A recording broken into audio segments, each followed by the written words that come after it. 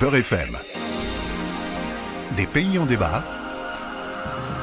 Pierre-Henri.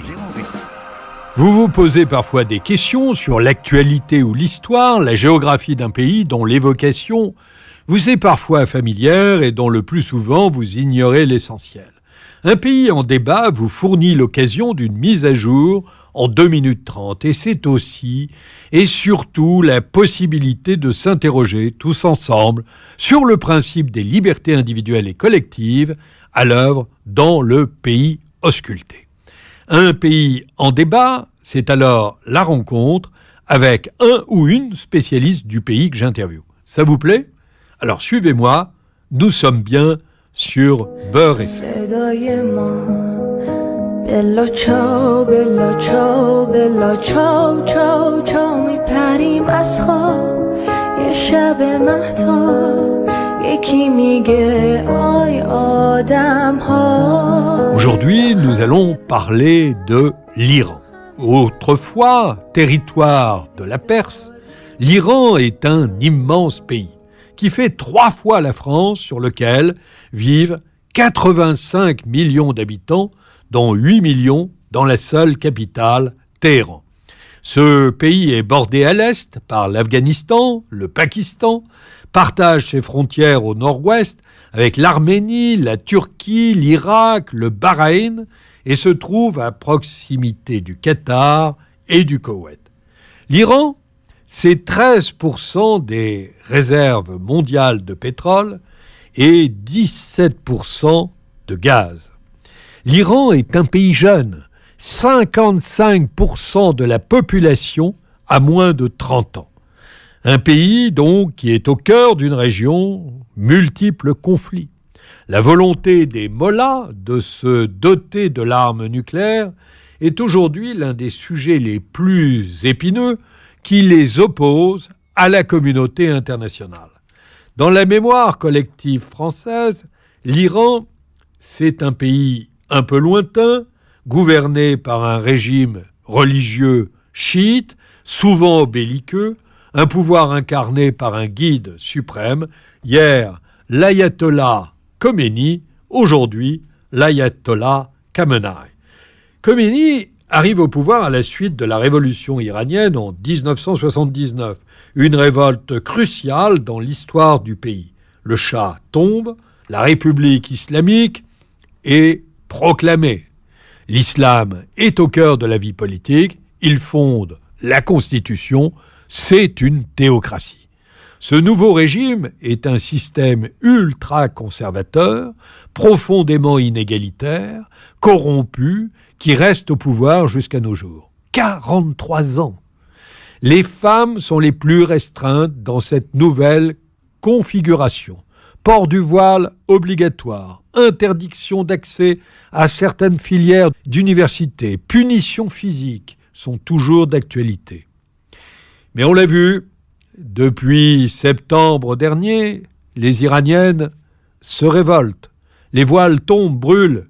Les femmes descendent dans les rues. Des révoltes, il y en a déjà eu en Iran. Le peuple s'est souvent manifesté contre son gouvernement, qu'il jugeait trop inégalitaire.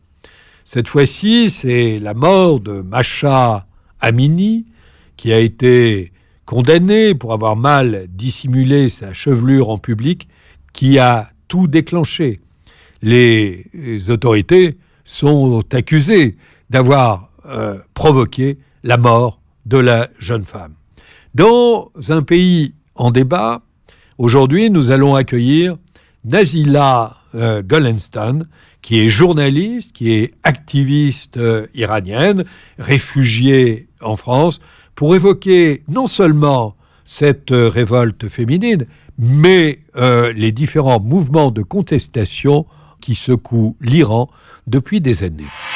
Nazila Golenstan, bonjour, vous êtes journaliste d'investigation, vous êtes ce que l'on peut appeler une opposante à la politique iranienne, une militante anticorruption, une activiste politique. Nous sommes là au mois de septembre, octobre, il y a des mouvements qui secouent tout le pays au travers de la mort de Mahsa Amini, mais ces mouvements qui secouent le pays, il y en a déjà eu d'autres. Vous pouvez nous expliquer la situation globale qui règne en Iran du point de vue de l'opposition? Oui, bien sûr. Bonjour Pierre. C'est en fait des manifestations et le mouvement de coalition, ce mouvement démocratique en Iran, ça vient de très très loin, ça date même plus qu'un siècle.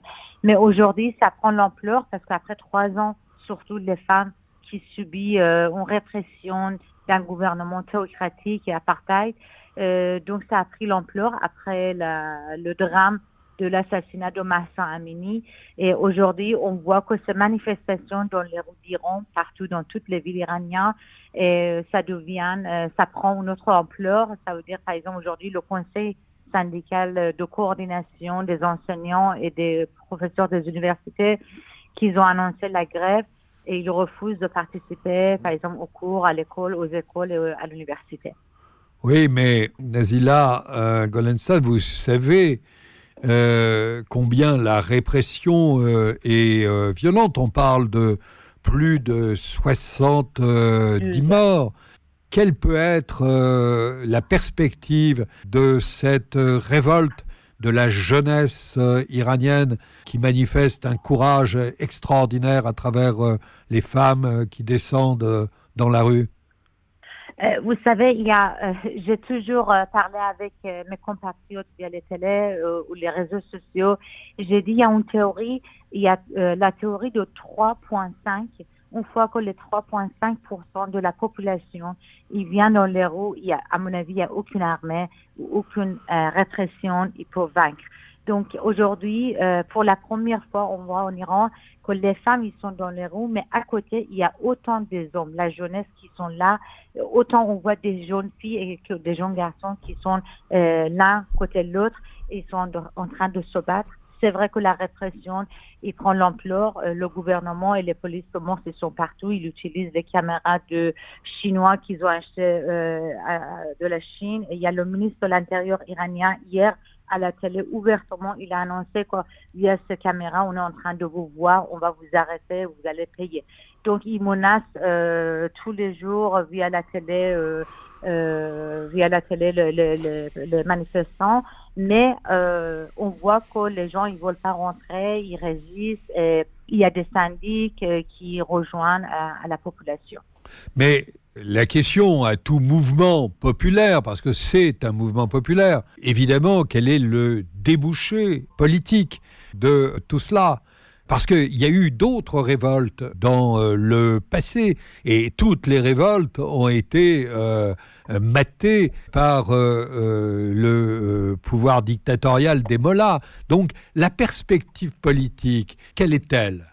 La perspective est que les oppositions en Iran, à l'intérieur du pays, les activistes des droits de l'homme, les activistes politiques, la majorité, ils sont dans les prisons ou sont à l'extérieur chez eux, ils sont en prison. Ces gens-là, ils demandent une chose, ils veulent une constitution démocratique basée sur les valeurs universelles et laïques. Les gens dans les rues, ils crient, on ne veut pas de gouvernement théocratique. On veut un gouvernement laïque où la religion soit séparée de l'État et ils demandent l'égalité sexe, femme, homme et ils demandent toutes les valeurs démocratiques. Donc ça, c'est l'embauche et ils demandent aussi de l'expansion de la dialogue national. Il y a beaucoup d'appels à l'intérieur du pays via des activistes politiques surtout qui demandent aux forces armées, aux forces militaires qu'ils arrêtent d'attaquer les gens, qu'ils arrêtent de tirer sur les manifestants et qui rejoignent à cette table de dialogue national pour qu'on puisse avoir une transition démocratique. Merci Nazila Golenstan de ce témoignage et puis merci surtout de votre engagement. Nous sommes évidemment de tout cœur à vos côtés. Un pays en débat, c'est terminé pour aujourd'hui. C'est une émission qui est proposée par France Fraternité en collaboration avec Beurre FM, qui est animée par Pierre-Henri, votre serviteur, en collaboration avec Alice Marquet et Zora. C'était Des pays en débat, en partenariat avec France Fraternité.